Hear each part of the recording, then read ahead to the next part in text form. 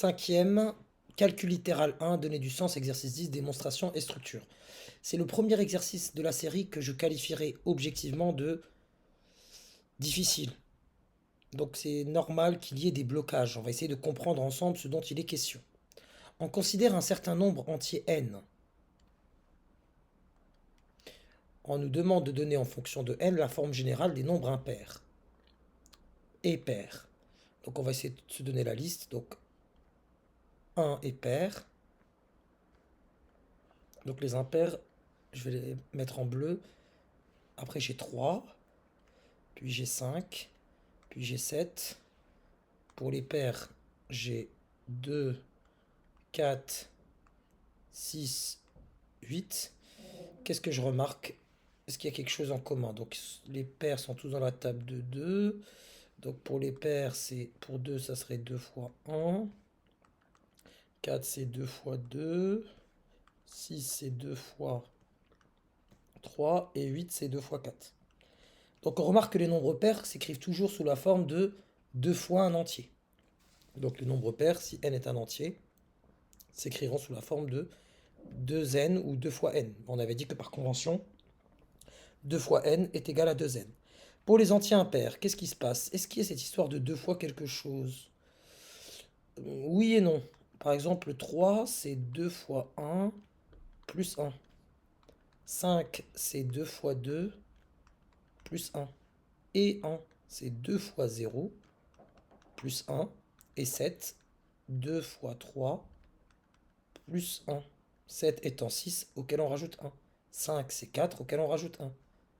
3, c'est 2, auquel on rajoute 1. Et 0, qui est pair, qui est égal à 2 fois 0. Je le prends, je rajoute 1 et j'ai l'entier impair qui le suit. Donc les entiers impairs s'écriront sous la forme de 2 fois un nombre entier plus 1. Les multiples de 3, intéressons-nous aux multiples de 3.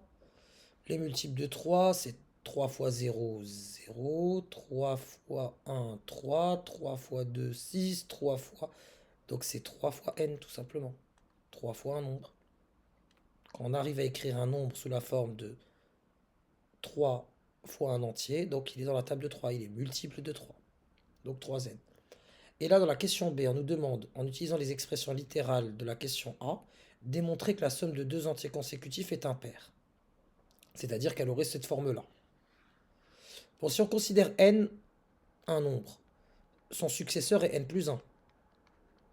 Qu'est-ce qu'on remarque ici? Si n est pair, ce qui vient derrière est impair. Donc c'est la somme d'un pair et d'un impair. Et si n est impair, n plus 1 est pair. Donc n plus 1 est la somme d'un nombre pair et d'un nombre impair. Comme j'ai pu le répéter précédemment, lorsque j'ai n, cela signifie 1n. Donc là j'ai 1n plus 1n plus 1, c'est-à-dire 1n plus 1n. J'ai 2n plus 1. Donc la somme de deux entiers consécutifs est impair. Et on peut le généraliser d'ailleurs. La somme de deux entiers dont un est pair, l'autre impair, ça donnera toujours un nombre impair. Voilà. Parce que justement, quand on a un nombre et le nombre qui vient après, si l'un est pair, l'autre est impair. Et si l'un est impair, l'autre est pair. Maintenant, la somme de trois entiers consécutifs est un multiple de 3. C'est-à-dire qu'on doit aboutir à, en addition de trois entiers consécutifs, on a un multiple de 3. L'astuce est la suivante. On va considérer n. Et on va lui ajouter ce qui vient, son successeur, c'est-à-dire le nombre qui vient, l'entier qui vient après n. C'est tout simplement n plus 1. Et quel est le nombre qui vient avant n? C'est tout simplement n moins 1. Voilà le premier nombre, voilà le deuxième, voilà le troisième. Et là, on a la somme de trois entiers consécutifs. Je répète encore une fois la même règle. N tout seul, c'est 1n, donc c'est 1n plus 1n plus 1n, donc je me retrouve avec 3n.